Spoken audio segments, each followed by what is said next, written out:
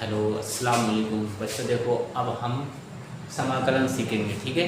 आज तो मैं ये आपको खाली शुरुआत बता रहा हूँ कि समाकलन होता कैसे है, ठीक है। हम इसके बाद भी सीख जाएंगे, फिर एक्सरसाइज पे चलेंगे। क्लास 12 की जो सेकंड बुक है समाकलन की, जो शुरुआत है, पहले आपको ये सीखना पड़ेगा। जब ये आपको आ जाएगा तो वो बहुत ईजी हो जाएगा आपके लिए, ठीक है। तो पहले देखो क्या दिया था, समाकलन x² dx। याद रखना यहाँ अगर x है तो यहाँ dx ज़रूर होगा, ठीक। अगर यहाँ t है तो यहाँ dt जरूर होगा। समाकलन का सबसे पहला रूल है। और समाकलन का रूल क्या है, घात जितनी होगी आप उसमें एक घात बढ़ा दोगे और जो आंसर आएगा वो बचे में अकाउंट में करके लिख दोगे, ठीक है। देखो करते हैं, पहला सवाल है, फर्स्ट वाला हम लिखेंगे let i is equal to, integral बोलते हैं, ठीक है। इंटीग्रल x² dx, ये आपका क्वेश्चन होगा, यहाँ से सॉल्यूशन स्टार्ट हो रहा है, ठीक है। ठीक, देखो अब i बराबर क्या हो गया, सवाल भी तो है, i बराबर समाकलन x² dx। तो समाकलन देखो क्या होना है, 2 है, 2 पे 1 जोड़ो कितना हो गया 3, तो इसके ऊपर क्या कर दो 3 और बट्टे में क्या लगा दो 3 प्लस c, हो गया समाकलन, ठीक। बिल्कुल इजी सा सवाल।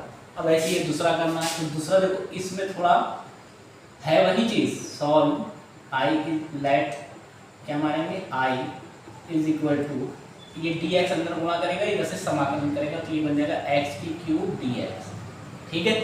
अब फिर समाकलन आया 1 के बाद dx की, 1 के बाद dx कम, dx की जाएगा समाकलन dx, इसको ऐसे सॉल्व करा जाएगा, ठीक। अब देखो x³ का समाकलन बच्चों क्या होगा, मैंने अभी बताया कि एक घात क्या हो जाएगी, बढ़ जाएगी, तो x की पावर कितनी हो जाएगी 4, और वही 4 कहाँ जाएगा बटे, ठीक, प्लस। और dx का समाकलन क्या होता है, अगर dx है तो समाकलन x हो जाएगा, मान लो dt है, क्या है dt, तो समाकलन t हो जाएगा, और ds है तो समाकलन s हो जाएगा, और df है तो समाकलन f हो जाएगा।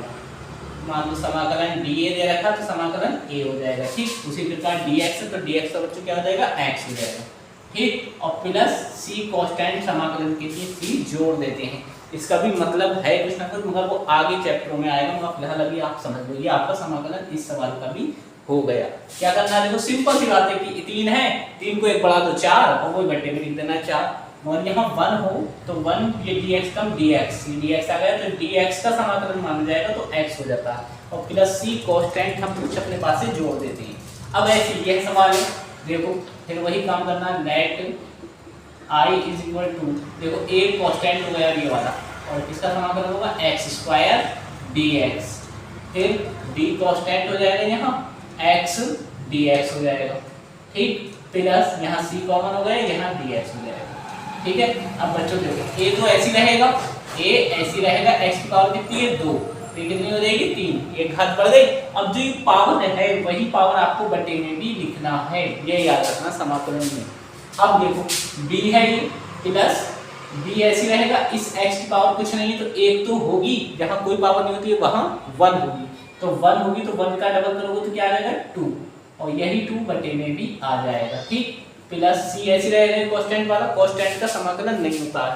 अब dx का भी मैंने आपको बताया, कितने बताए थे, dt हो तो t हो जाएगा, ds है तो s हो जाएगा, df है तो f हो जाएगा, da है तो a हो जाएगा, अब dx है तो क्या हो जाएगा x हो जाएगा, ठीक है, cx, और प्लस क्या जोड़ देंगे c, dx से क्या हो जाएगा x और प्लस c कांस्टेंट जोड़ देंगे, ठीक। ये बात तो आ गई हमारी x वाली क्रम वाली, ठीक है। अब आते हैं ये ट्रिग्नोमेट्री वाला कैसी होती है, तो इसके लिए आपको सूत्र भी याद रखना पड़ेंगे, ठीक है। Let i is equal to समाकलन sin 2x, और ये बुक में भी ये सवाल है, सेम यही सवाल बुक में भी है, चाहे ये हो चाहे ये हो चाहे ये, चाहे जीरो भी हो सकते हैं। तो देखो sin x का समाकलन आपसे कोई पूछे क्या होता है, तो माइनस cos x होता है, याद रखना।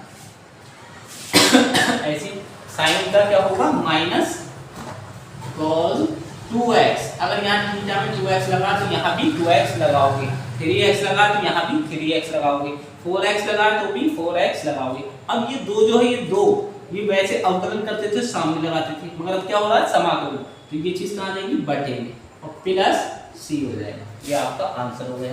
अब ये मैं जानता हूँ कि आप कर सकते हो, देखो फिर से बता दे रहे हैं एक बार, लेट i बराबर sin x क्या होगा, sin 3x dx, ठीक है। अब देखो साइन 3x का बच्चों क्या होता है माइनस कॉस 3x। मैंने अभी बोला था कि यहाँ 2x होगा तो यहाँ भी 2x आएगा, मगर यहाँ 3x है तो यहाँ भी 3x आएगा। और बट्टे में कौन आ जाएगा, देखो इसका 2 बट्टे में आया था तो यहाँ 2 की जगह कौन है 3, तो इसका 3 बट्टे में आ जाएगा प्लस c। ऐसे ये वाला होगा तो भाई sin x का माइनस cos x होता है प्लस c बोल देते हैं, और cos x का भाई क्या होता है cos x dx का समाकलन होता है sin x, याद रखना। तो cos x का बच्चों बताओ क्या होगा, ये तो आप जानते होंगे, लेट i बराबर cos 3x dx। अब देखो cos का क्या हो जाएगा sin 3x बटे 3 प्लस c, यही आपका आंसर हो गया। ये आपको समाकलन सिखाया है और नेक्स्ट वीडियो में आपको 7.1 शुरुआत से आपको मैं करा के दूंगा, ठीक है। पहले तो ये सिंपल सवाल आप कर सकते हो 7.1 के, सेम कुछ इसी टाइप के सवाल हैं, पहले इसको सीखो उसके बाद आप एक्सरसाइज की करो, नहीं तो कल या परसों जो मैं वीडियो सेंड करूँ आप उसमें देख सकते हो, ठीक है। मिलते हैं अगली वीडियो में, प्लीज़ चैनल को ज़्यादा से ज़्यादा सब्सक्राइब कीजिए, लाइक कीजिए, कमेंट कीजिए। अस्सलाम वालेकुम।